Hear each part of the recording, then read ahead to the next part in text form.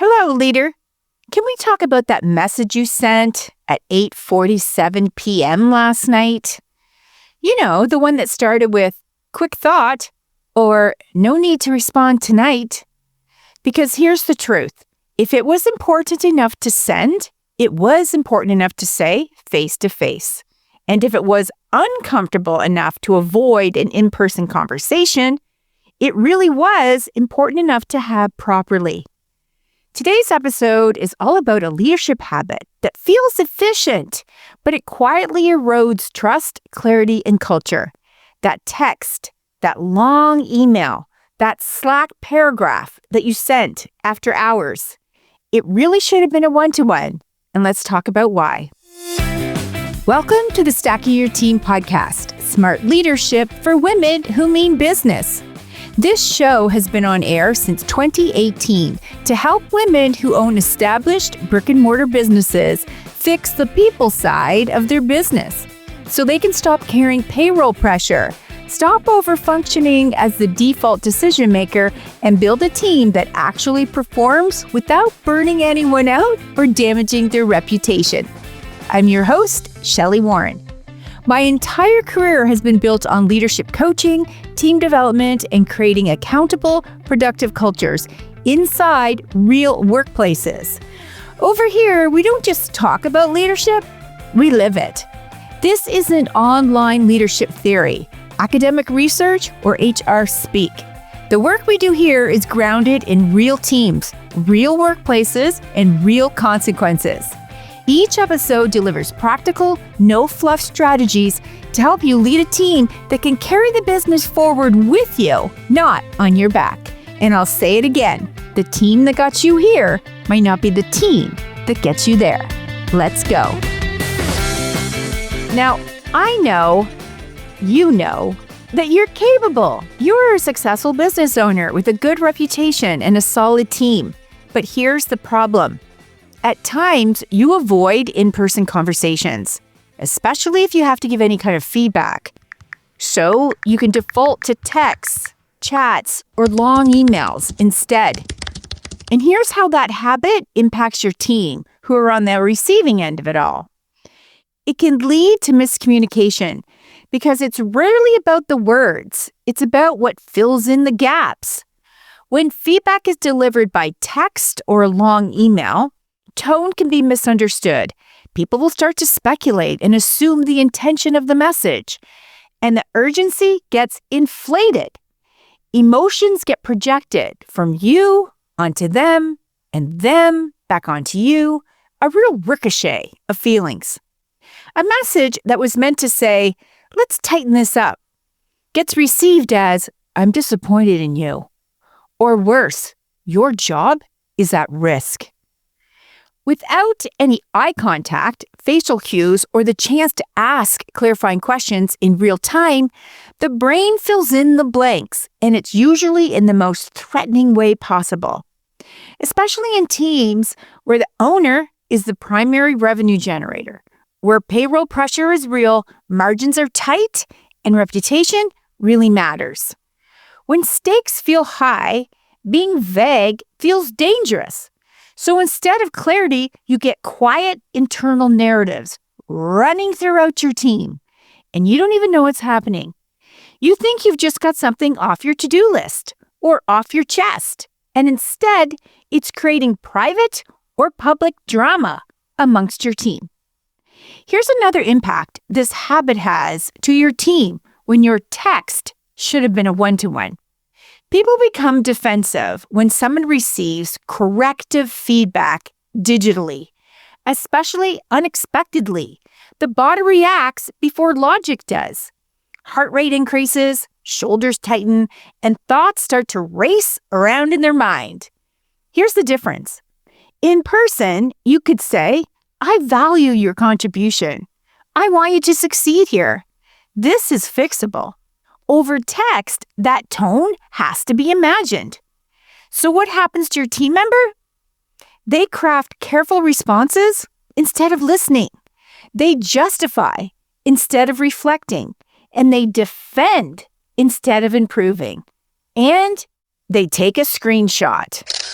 If a team member feels uncertain about your tone, their job security, or you shifting expectations within their role, they may screenshot to create a record. Not because they're dramatic, but because they're unsure. And they're thinking, what exactly did she say? Was that corrective? Has this been building for a while and she's just telling me now?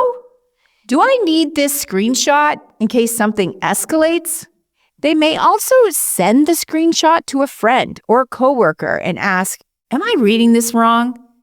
That's the key phrase. When people need a third party to interpret leadership communication, clarity is missing. Instead of asking you directly, can you clarify what you meant? They seek validation from others, and you guessed it, now we've got a rumble through the team. So when leadership feels unpredictable, people document, and documentation is a symptom of low trust. Now, as a business owner, you know this because when there is a performance outage, you begin to document those situations too. And in this situation, as a business owner, you might think, geez, why are they so sensitive? But from their perspective, it felt like correction without context. And correction without context feels like an accusation. The other impact this habit has to your team when that text should have been a one-to-one is that performance confusion quietly costs you money. Here's what I mean by that. When feedback is fragmented through texts and emails, expectations blur and priorities feel reactive because often the text or the email has pulled them off what they were doing, and that includes being present at home with their family. And it redirects them to a work situation. So even standards feel like they're shifting because your business core values likely say something about fostering harmony in the workplace and honoring well-being and boundaries, and yet that text arrived outside of normal work hours. Often these unexpected texts and emails outline what seems to be a critical moment that requires your team to pivot from one priority and refocus quickly onto whatever your need is. And the big one is this: your tone feels inconsistent. If one text message says, please tighten this up, and another says, great job today, but there's no structured conversation about what great really means, your team starts guessing at performance standards. Now, guessing creates inconsistency, and that inconsistency creates an uneven output. And their uneven output only frustrates you, and you can end up thinking, why can't they just think like I do? Because they haven't been led in real time. Performance clarity comes from conversations, not dispatches. Here's another impact that this habit has to your team when that text should have been a one-to-one. It's the compound effect, and it can look like this. Miscommunication amplifies and creates emotional noise. Defensiveness leads people to pulling back, blocking their growth, and performance confusion because they truly don't know what you want today, this minute, this week, tonight, stalls momentum. And when those stack, you get team members running hot and cold, high performers burning out, underperformers hiding, and you having to step back in to fix things. Founder dependency starts to creep back in because everyone is afraid to make a mistake. So they wait for you to tell them exactly what to do, and then check in, and then check in again, and then let them move on to the next task. All from something that started as, here's just a quick message. Now, you might be thinking, okay, Shelli, but isn't this all a little bit too dramatic? Actually, no. I've seen incredible teams get chipped away little by little because the leader or the leadership team leans heavily into the ease of technology, all under the guise of productivity and efficiency, and whip off texts, Slack messages, and emails that truly should have been added to a one-to-one agenda or a team meeting agenda or a leadership team meeting agenda. And it doesn't matter what kind of business it is or how big or small the team is, whether it's in-person, remote, or hybrid. This bad habit impacts people's happiness at work, whether they come right out and tell you or not.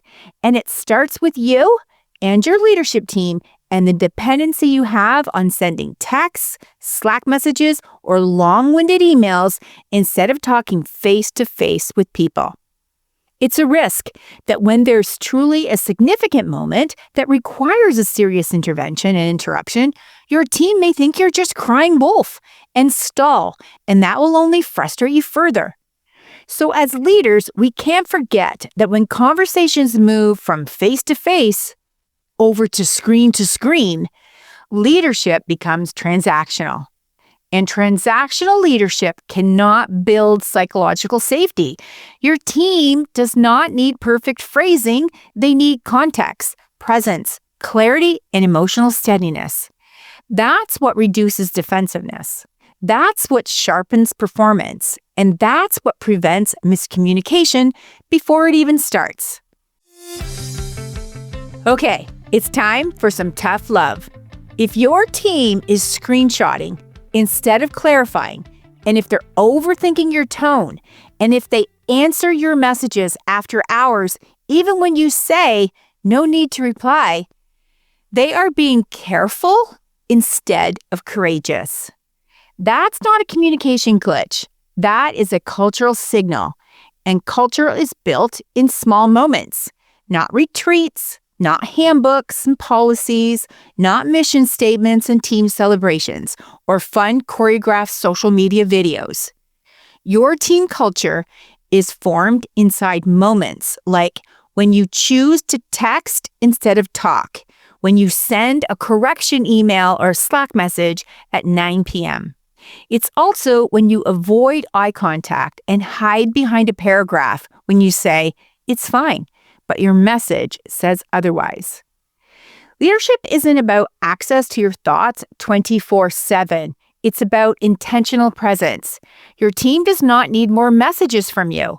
They need clear standards, real conversations, predictable boundaries, and most definitely emotional steadiness from you and your leadership team.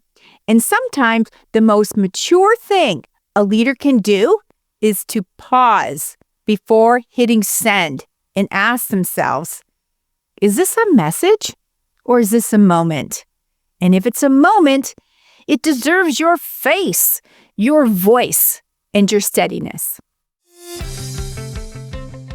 Did this episode feel uncomfortably familiar to you? And did you catch yourself thinking, oh geez, I've definitely done that? Good. You're not alone. We've all done it. And awareness is leadership growth. But awareness without making any kind of adjustment in your behavior and habits just becomes guilt. Inside the Leadership Lab, this is the work that we do. Not better email templates, not clever scripts. We build the confidence to have the conversation, hold the boundary, deliver feedback calmly, model healthy work expectations, leading without creating low-grade anxiety on your team. Because you didn't build a reputable business just to have your culture quietly eroded through text messages. You built something solid. Now it's time to lead it solidly.